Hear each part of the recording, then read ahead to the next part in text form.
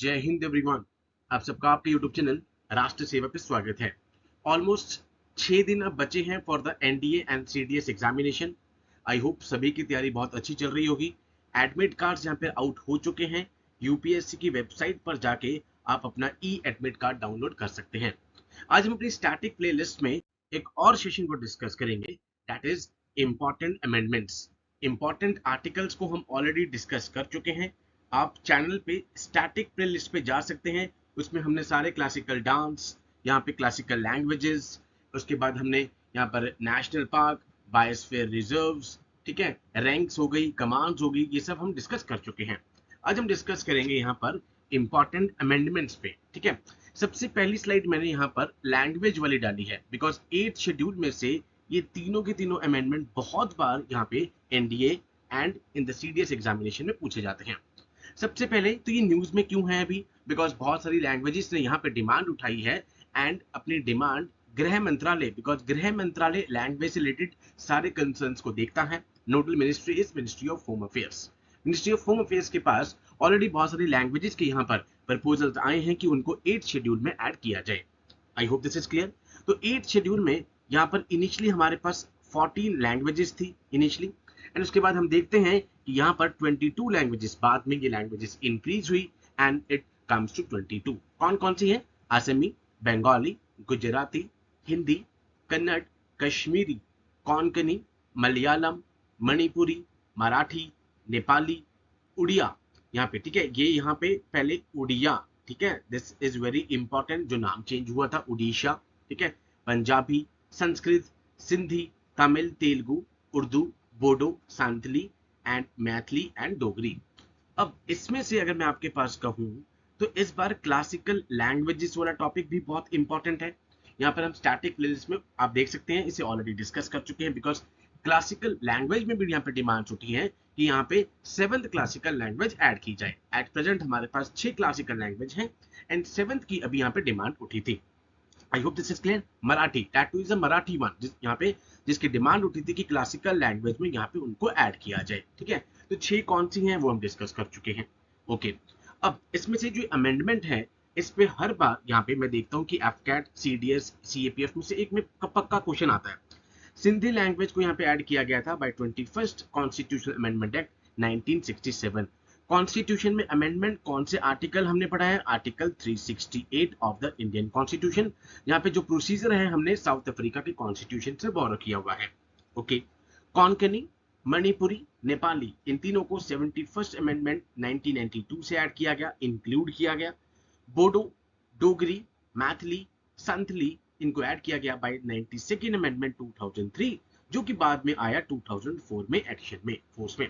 तो ये तीनों के तीनों अमेंडमेंट बहुत इंपॉर्टेंट है, ठीक है। इस बार लैंग्वेज वाला क्वेश्चन न्यूज में चल रहा है, या तो क्लासिकल लैंग्वेज में से मुझे एक्सपेक्ट करता हूं कि यूपीएससी क्वेश्चन पूछेगी, या फिर इनमें से यहाँ पर क्वेश्चन पक्का आएगा। Now let's discuss the important constitutional amendments कि भाई फर्स्ट अमेंडमेंट से लेकर जो अभी 106वां यहाँ पे संविधान में संशोधन हुआ है 2023 दिसंबर, जब राष्ट्रपति मैम द्रौपदी मुर्मू मैम ने यहाँ पे साइन किया है वुमेन रिजर्वेशन वाले बिल पर, यहाँ पे हम इंपॉर्टेंट अमेंडमेंट्स को डिस्कस करेंगे। Now first amendment 1951, that means आजादी के बाद सरकार बनते ही सबसे पहला यहाँ पे सबसे बड़ी, यहाँ पे अगर मैं थोड़ा थोड़ा पॉलिटी को भी रिवाइज कराना स्टार्ट करूं तो जमींदारी सिस्टम, ठीक है, अबॉलिशन था। और लैंड रिफॉर्म्स, आप देख रहे हैं कि लैंड रिफॉर्म्स अभी भी जब सरकार करने की कोशिश करती है तो आपने देखा कि फार्मर्स प्रोटेस्ट को देखा आपने, ठीक है। तो जमींदारी सिस्टम, लैंड रिफॉर्म्स कि भाई ये ना हो कि किसी एक के हाथ में सारी जमीन रह जाए, ठीक है, एंड कुछ बिल्कुल ही गरीब रह जाए, तो यहाँ पे रिफॉर्म्स लाने की जरूरत थी। इसलिए सबसे पहले फर्स्ट अमेंडमेंट से 9th शेड्यूल को ऐड किया गया एंड ये कहा गया जो भी लैंड रिफॉर्म्स या एबॉलिशन ऑफ जमींदारी सिस्टम से डील करते हैं लॉ, उनको जुडिशियल रिव्यू से यहाँ पे प्रोटेक्टेड रखा जाएगा। दैट मींस यहाँ पे क्या किया कि यहाँ पे कॉन्स्टिट्यूशनल फर्स्ट कॉन्स्टिट्यूशनल अमेंडमेंट से ही सरकार ने 9th शेड्यूल को ऐड करवा दिया सो दैट जुडिशरी बीच में ना आए एंड उसको ऊपर रिव्यू ना हो। I hope this is clear. Provided for the saving of loss, provided for the acquisition of states, and इसी के साथ, ठीक है, यहाँ पे चंपाई दुराई राजन एक केस आया था, उसमें मैं आपको यहाँ पे कंफ्यूज नहीं करूंगा, बट यहाँ पर स्टेट्स को एम्पावर कर दिया गया कि आप स्पेशल प्रोविजंस बना सकते हैं for the socially and economically backward classes, article number 15, ठीक है। ये टॉपिक क्यों न्यूज में चल रहा है अभी हम डिस्कस करेंगे। इसके बाद आप देखते हैं कि हमारे पास आर्टिकल 12 से लेकर आर्टिकल यहाँ पे 35 तक हमारे पास फंडामेंटल राइट्स आते हैं। एंड कोई यहाँ पे ऑलमोस्ट फंडामेंटल राइट्स जो है वो सम रिस्ट्रिक्शंस हैं, एब्सोल्यूट नहीं है, विद रीजनेबल रिस्ट्रिक्शंस। ठीक है, अब इस रीजनेबल रिस्ट्रिक्शन को कौन ऐड कर रहा है यहाँ पे? ठीक है, एंड यहाँ पे चेक्स एंड बैलेंसेस कौन कर रहा है? आप सबको पता है, supreme court is the final guardian, final interpreter of the constitution, जो कि यहाँ पे चेक करेगा। तो यहाँ पे 3 ग्राउंड्स को ऐड किया गया इस पे, public order, friendly relation with the foreign state and incitement to the offence. And इन रिस्ट्रिक्शंस को रीजनेबल बनाया गया एंड जस्टिशिएबल इन नेचर यहाँ पे बनाया गया। I hope this is clear. Article 19। Okay, तो ये था हमारा फर्स्ट अमेंडमेंट 1951। उसके बाद हमारे पास इंपॉर्टेंट अमेंडमेंट है 7th कॉन्स्टिट्यूशनल अमेंडमेंट एक्ट 1956। ठीक है, सबसे पहले हमको पता था कि यहाँ पे स्टेट रीऑर्गेनाइजेशन एक्ट आता है। ठीक है, 1956 हम देखते हैं कि पार्ट ए था, part B, part C, part D. उसके बाद कुछ चीजों को मिला दिया जाता है एंड कुछ को रिमूव कर दिया जाता है एंड फाइनली 14 स्टेट्स हमारे पास रह जाते हैं और 6 यूनियन टेरिटरी, जो कि एट प्रेजेंट 28 स्टेट्स हैं और 8 यूटी हैं। एंड अब हम देखते हैं कि जम्मू कश्मीर में ऑल दो भी इलेक्शंस तो वहां पे डिसाइड कर दिए गए हैं, अनाउंस कर दिए गए हैं कि उसके बाद उसका स्टेटहुड रिस्टोर सरकार करती है कि नहीं करती है। इसके अलावा हाई कोर्ट्स की जो है जुरिडिक्शन को एक्सटेंड किया गया the UT and establishment of common high court for the 2 और मोर स्टेट्स। जैसे आप देख रहे हैं कि यहाँ पर पंजाब और हरियाणा का कॉमन हाई कोर्ट है, तो 2 स्टेट्स का एक कॉमन हाई कोर्ट यहाँ पर हो सकता है। इसके अलावा एडिशनल और एक्टिंग जजेस ऑफ द हाई कोर्ट, इनकी अपॉइंटमेंट के लिए भी यहाँ पे प्रोविजन लाए गए by the 7th constitutional amendment act 1956। I hope this is clear, ये दोनों अमेंडमेंट्स। ओके, उसके बाद हमारे पास आया 13th कॉन्स्टिट्यूशनल अमेंडमेंट एक्ट 1962, जिसमें यहाँ पे gave the status to the Nagaland and made special provisions लाए गए। हमने लास्ट सेशन में जब आर्टिकल्स पढ़े थे तो 371, 371 ए बी सी डी सारे डिस्कस किए थे। ठीक है, वहां के लिए इंपॉर्टेंट है। 24th constitutional amendment act 1971। ठीक है, हम जब वीटो पावर पढ़ते हैं प्रेसिडेंट की यहाँ पर, तो हम देखते हैं कि फर्स्ट है कि या तो प्रेसिडेंट साइन कर दे, it becomes an act. Second is यहाँ पर वो विद होल्ड कर सकते हैं। नंबर 3 इज रिकंसिडरेशन, वापस रिकंसिडरेशन के लिए वापस भेज सकते हैं राष्ट्रपति। And number 4 is the pocket veto, that mean जो कि एक ही बार यूज हुई है with respect to Indian postal bill 1986 में by then president Giani Zail Singh. And यहां पर कहा गया कि जब ये प्रोविजंस हैं ऑर्डिनरी बिल के, ठीक है, कि जब अगर कॉन्स्टिट्यूशनल अमेंडमेंट बिल राष्ट्रपति के पास जाएगा तो it is obligatory, it is compulsory राष्ट्रपति के लिए कि वहां पर उनको अपनी असेंट देनी पड़ेगी। So this was the 24th amendment 1971, जहां जो पॉइंट आपको याद रखना है for the examination point of view. उसके बाद 25th अमेंडमेंट आया जिसमें 31C, जो कि इस बार अभी न्यूज में भी चल रहा था। 31C क्या कहता है? जब भी फंडामेंटल राइट और डीपीएसपी की सुप्रीमेसी की लड़ाई चलती है तो हम देखते हैं कि एक यहाँ पर एक्सेप्शन आते हैं। Exception is article number 31C। ये क्या कहते हैं कि यहाँ पर कोई भी लॉ बनाया गया उसमें article 39 clause B, clause C, DPSP को यूज किया गया है। एंड अब वो कोई भी फंडामेंटल राइट आर्टिकल 14, 19 और 31 को यहाँ पर वायलेट भी करता है तो यहाँ पर उसको जुडिशरी नल और वाइड डिक्लेयर नहीं करेगी। ठीक है, ये 39B-C क्या है? इक्वल डिस्ट्रीब्यूशन है यहाँ पे। ठीक है, लैंड रिसोर्सेज, पानी हो गया, यहाँ पे लैंड हो गया। ठीक है, उसके बाद सी क्या था कि concentration of wealth in a common hand. भाई ये ना हो कि किसी एक सिंगल हैंड में ही सारी वेल्थ यहाँ पे डिस्ट्रीब्यूट हो जाए। तो सरकार अगर 39B और C को यूज करके कोई लॉ लेकर आती है और वो 14, 19 और 31 को वायलेट भी कर रही है तो उसको नल और वाइड डिक्लेयर नहीं किया जाएगा। I hope this is clear. ठीक है, that is concentration of wealth in a few hands. ठीक है, यहाँ पर इस चीज को अवॉइड करना है। 26th amendment 1971। ठीक है, हम सबको पता है प्रिंसली स्टेट्स थे। ठीक है, रजवाड़े जिन्हें कहते हैं। तो प्रिवी पर्सेस, जो उनको पैसे मिलते थे, तो प्रिवी पर्सेस और जो प्रिविलेजेस थी उन सबको एबॉलिश कर दिया था इंदिरा गांधी मैम ने। उसके बाद 36th अमेंडमेंट 1975। ठीक है, जिसमें सिक्किम को फुल फ्लेज स्टेट बनाया गया। ठीक है, आप देखते हैं कि बहुत सारी यहाँ पे प्रोटेक्टरेट स्टेट था, उसके बाद प्रोटेक्टरेट स्टेट से धीरे धीरे करके वो फुल फ्लेज स्टेट में आता है। एंड 10th शेड्यूल में वो स्पेशल प्रोविजन थे यहाँ पे, उस 10th शेड्यूल को भी यहाँ पे रिमूव कर दिया जाता है। And later on 10th schedule हमारे पास आता है with respect to anti defection law. 42nd amendment 1976, जिसको मिनी कॉन्स्टिट्यूशन ऑफ इंडिया के नाम से जाना जाता है। ये तीन वर्ड्स बहुत इंपॉर्टेंट हैं। प्रियम्बल, ठीक है, दैट इज द इंट्रोडक्शन। यहाँ पे या जिसे बोले आइडेंटिटी कार्ड भाई, या तो जस्ट, इसलिए प्रियम्बल को सबसे लास्ट में ऐड किया गया बिकॉज इसमें पूरा एसेंस है हमारे कॉन्स्टिट्यूशन का। सोशलिस्ट, सेक्युलर, इंटीग्रिटी, ये तीनों वर्ड्स को ऐड किया गया प्रियम्बल में। उसके बाद हम देखते हैं फंडामेंटल ड्यूटीज को ऐड किया गया पार्ट 4 कैपिटल ए में। उसके बाद यहाँ पे president shell act in accordance with the advice of the council of ministers. भाई काउंसिल ऑफ मिनिस्टर्स जो एडवाइस देंगे यहाँ पे राष्ट्रपति को, राष्ट्रपति एक बार तो नो डाउट रिकंसिडरेशन के लिए भेज सकते हैं, but later on in the second instance राष्ट्रपति को सीयूएम की एडवाइस माननी पड़ेगी। उसके बाद हम देखते हैं कि एडमिनिस्ट्रेटिव ट्रिब्यूनल्स बनाए गए हैं मैटर्स के लिए, ठीक है।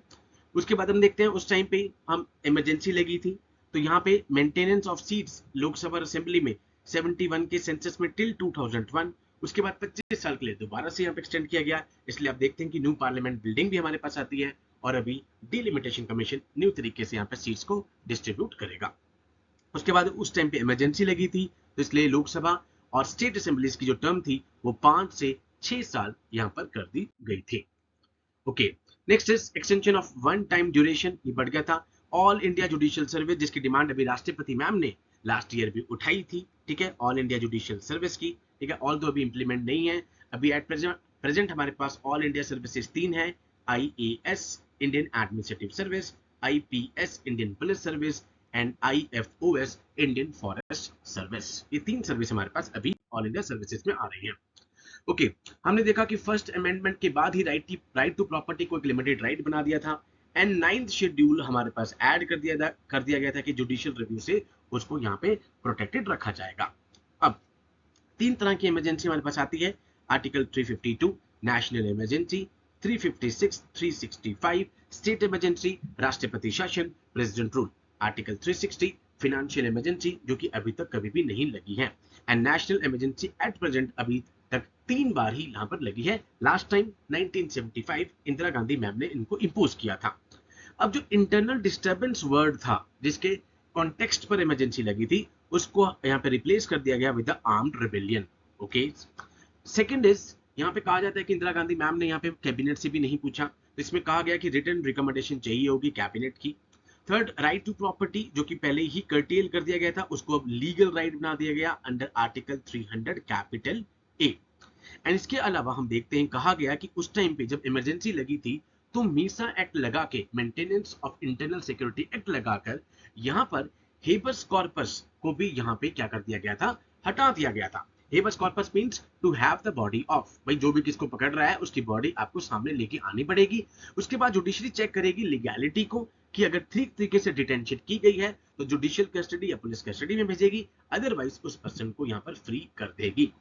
तो ये कहा गया कि उस टाइम पर आप आर्टिकल 20 और 21 राइट टू लाइफ और कॉन्विक्ट्स के जो राइट्स हैं आर्टिकल 20 इसको सस्पेंड नहीं कर सकते हैं।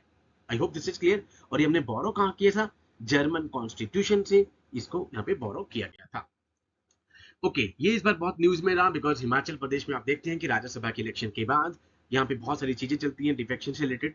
तो 52nd अमेंडमेंट जिसको एंटी डिफेक्शन लॉ भी कहा जाता है, ठीक है, जिसमें डिस्क्वालिफिकेशन होती है मेंबर ऑफ द पार्लियामेंट्स की, स्टेट लेजिस्लेचर की on the grounds of defection, who decides, that is a presiding officer, speaker in case of the Lok Sabha and vice president जो कि, ठीक है, ऑल वाइस प्रेसिडेंट जो कि एक्स ऑफिशियो चेयरमैन होते हैं राज्यसभा के, वो डिसाइड करेंगे। उसके बाद 10th शेड्यूल ऐड किया गया, ठीक है, इनिशियली हमारे पास 8 शेड्यूल थे, उसके बाद 9th शेड्यूल फर्स्ट अमेंडमेंट से ऐड हुआ, 10th शेड्यूल 52nd से हुआ, 11th और 12th अभी हम करेंगे, 73rd और 74 panchayat and the municipalities. 61st amendment 1989 very important, जिसमें वोटिंग एज को 21 से 18 कर दिया गया एंड राइट टू वोट बड़ा न्यूज में रहता है, it is a constitutional right, ठीक है, article number 326 of the Indian constitution. Now 69th amendment 1991 जिसके अंतर्गत 239 कैपिटल AA इस बार बहुत इंपॉर्टेंट है ये, ठीक है, बिकॉज 239 कैपिटल AB ये क्यों न्यूज में अभी मैं आपको बताता हूँ।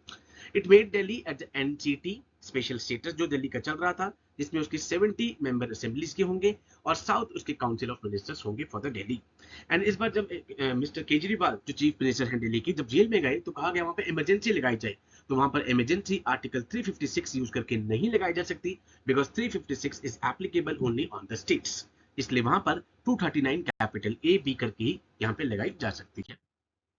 73rd अमेंडमेंट 1992, जैसे कि मैंने आपको बताया इनिशियली हमारे पास 8 शेड्यूल थे, उसके बाद 9th 10th 11th 12th add किए गए।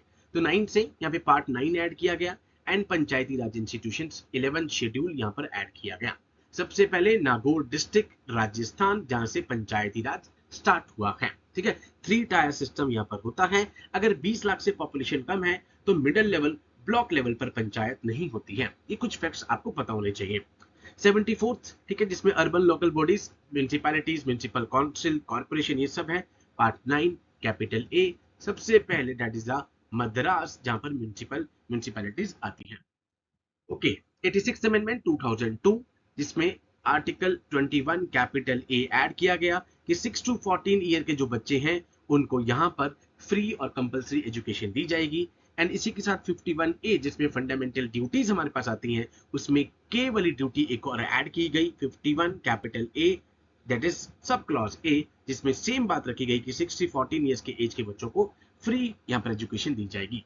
That means 21A fundamental right में भी ऐड कर दिया, फंडामेंटल ड्यूटी में भी यहाँ पर ऐड कर दिया। 91st अमेंडमेंट 2003, इस बार भी न्यूज में था। 9th ऑफ जून, जब हम देखते हैं कि प्राइम मिनिस्टर नरेंद्र मोदी जी ने ओथ ली कि जो टोटल प्राइम मिनिस्टर के अलावा जो काउंसिल ऑफ मिनिस्टर हैं वो 15% of the total strength of the assembly, यहाँ पे ऑफ द लोकसभा रेदर, नहीं होने चाहिए। That is 543, because 2 Anglo Indians अब नहीं है, 543 इतने मैक्सिमम काउंसिल ऑफ मिनिस्टर्स हो सकते हैं। सेम स्टेट में है, यहाँ पे चीफ मिनिस्टर के साथ काउंसिल ऑफ मिनिस्टर 15% होंगे असेंबली के, बट स्टेट में एक रूल और भी है कि वो 12 से कम भी नहीं होंगे। दैट मीन्स 2003 से पहले ऐसी कोई लिमिट नहीं थी, बट 2003 के बाद ऐसी लिमिट को लगाया गया। 97th अमेंडमेंट दिस 2012, जिसमें पार्ट 9B, 9 हमने पढ़ लिया पंचायत, 9A पढ़ लिया municipality, 9B cooperative society. Ministry of home affairs, that is mister Amit Shah ji at present cooperative society के मिनिस्टर हैं। ठीक है, इसका एग्जाम्पल अगर आप देखें तो अमूल आपके पास आ गया, इंडियन कॉफी हाउस आपके पास हो गया, लिजेट पापड़ आप यहाँ पे बचपन में अगर खाते होंगे, ये सारे क्या है, कोऑपरेटिव सोसाइटी। तो आर्टिकल 19 फंडामेंटल राइट में भी ऐड किया गया। ठीक है, right to form union trade, उसमें कोऑपरेटिव सोसाइटी। 43B डीपीएसपी में भी यहाँ पे ऐड किया गया एंड पार्ट्स में भी ऐड किया गया part 9B 97th amendment, this is 2012। Okay, उसके बाद 99th अमेंडमेंट मैंने इसलिए नहीं लिखा बिकॉज उसको यहाँ पे नल एंड वॉइड बाद में हटा दिया गया था। National judicial appointment commission, at present supreme court और हाई कोर्ट के जजेस कोलिजियम सिस्टम से यहाँ पर सिलेक्ट होते हैं, बट यहाँ पे 99th अमेंडमेंट के थ्रू 2014 सरकार चाहती थी कि executive, that means law minister भी बीच में बैठे। एट प्रेजेंट सुप्रीम कोर्ट की यहाँ पे जब सिलेक्शन होती है तो चीफ जस्टिस के साथ 4 सीनियर मोस्ट जज बैठते हैं, एंड हाई कोर्ट के केस में चीफ जस्टिस ऑफ इंडिया के साथ 2 सीनियर मोस्ट जज यहाँ पर बैठते हैं। बट 2014 में यहाँ पे सरकार चाहती थी कि बीच में कोलिजियम सिस्टम में यहाँ पे एनजैक अपॉइंटमेंट कमीशन में एग्जीक्यूटिव भी यहाँ पर बैठे, तो separation of powers, basic structure क्या कहता है, independence of judiciary, separation of power, तो बहुत सारे क्लॉज को लेके हुए यहाँ पे 99th अमेंडमेंट को हटा दिया गया।